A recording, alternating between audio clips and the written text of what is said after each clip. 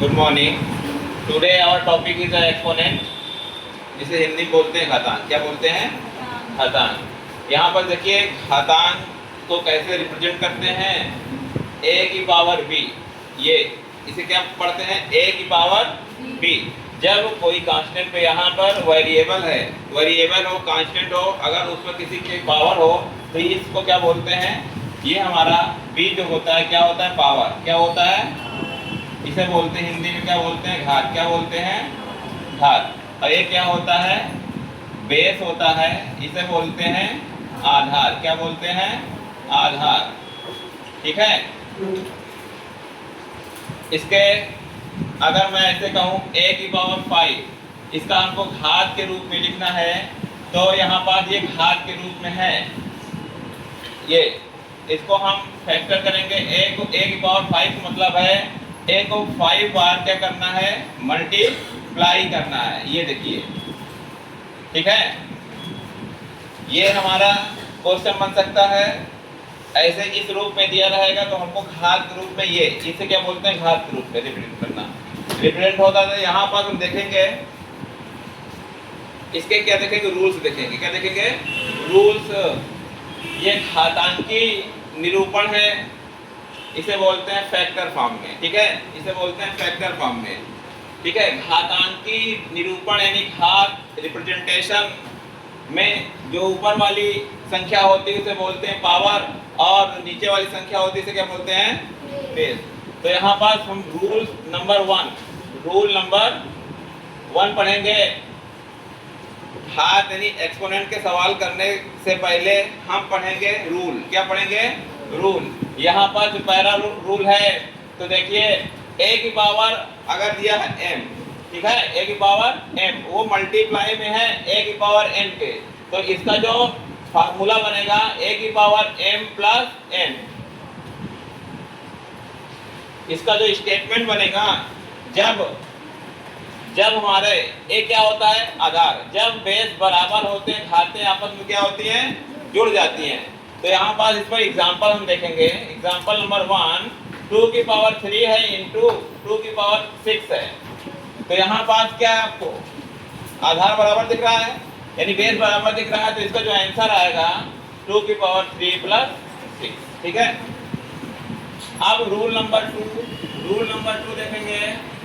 ये a की power m divide a की पावर n, ठीक है, ये है जो इसका फार्मूला बनेगा a की पावर m माइनस n। इसको ऐसे भी रिप्रेजेंट कर सकते हैं a की पावर m बाई a की पावर n। इसका भी आंसर क्या आएगा? m minus n। यहाँ पर m greater than n must है, m ग्रेटर देन मस्ट है। ठीक है। तो ये दोनों फार्मूला है। इस पर हम एग्जांपल देखेंगे।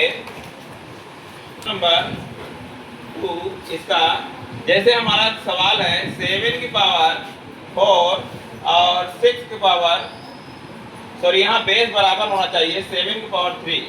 ठीक है। इसका जो सॉल्यूशन बनेगा क्या बनेगा? 7 4 माइनस 3 दिया आएगा 7 की पावर 1। ठीक है, समझ आया?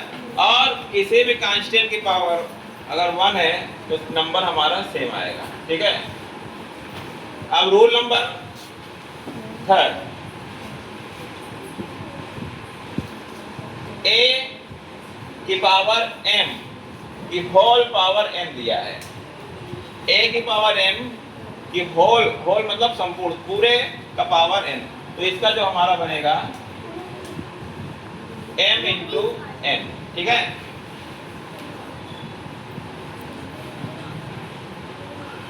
पीछे समझ आ रहा है? और एक चीज हम इसको ये पढ़ेंगे क्या, यहाँ हमने इसको बताया नहीं था। इसको पढ़ते हैं a की घात b, a की घात b, ये पढ़ते हैं।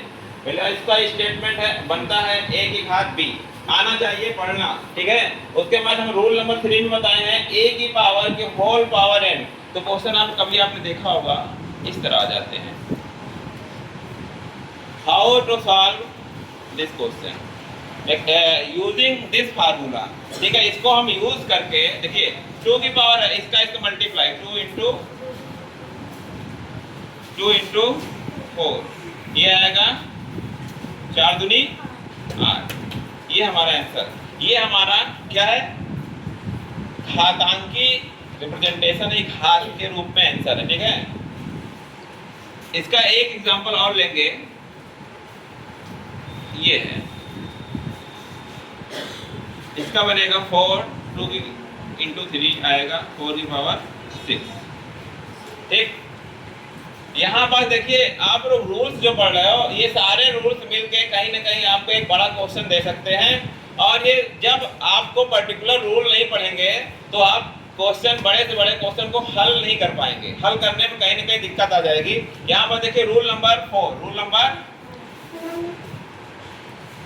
यहाँ पर रूल नंबर 4, ये अगर a की पावर 0 हो और उसका मान क्या होगा 1, यानी where a is a constant, क्या होगा, a क्या है, कांस्टेंट, 0, a 0 नहीं होना चाहिए।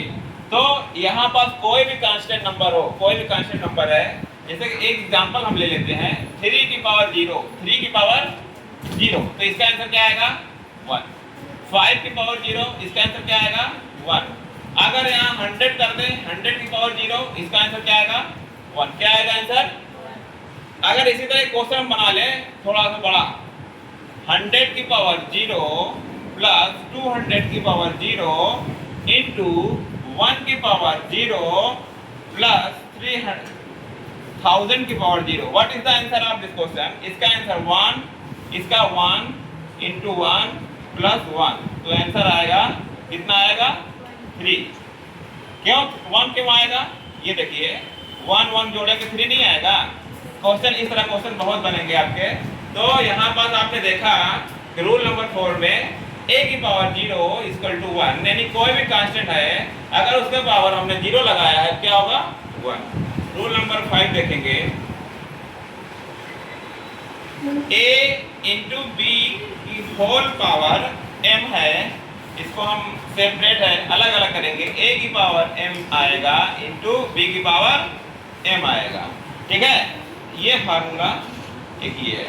तो इसको हम मान लिया क्वेश्चन से रियलाइज करेंगे। यहाँ देखिए ये है 2, तो ये 3 की पावर 2 होगा, 4 की पावर 2 होगा, ये आंसर। ठीक है, अब यहाँ एक रूल नंबर 6 देखेंगे। रूल नंबर 6, अगर a की पावर m दिया है तो उसका रिवर्स क्या हो जाएगा, a की power m।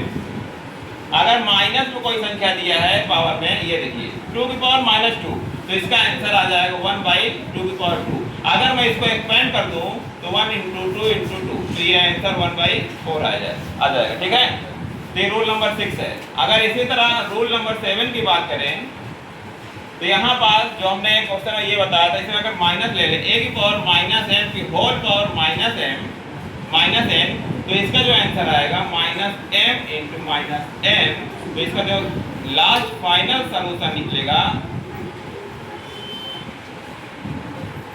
m into n, यानी जो माइनस माइनस का जो मल्टीप्लाई वो पॉजिटिव में चला जाएगा। ठीक है, ये क्वेश्चन आपको देखिए, क्वेश्चन है, मान लिया 2 की पावर 4 की होल पावर -3 है। ये क्वेश्चन बच्चे अगर देख लेते हैं तो कहेंगे सर वहाँ पॉजिटिव है, नेगेटिव है, कैसे हो जाएगा? कुछ नहीं है, उसी तरह है, माइनस का माइनस से मल्टीप्लाई आ जाएगा, 4 आ जाएगा, यानी कि ये प्लस हो जाएगा और ये आएगा। ठीक,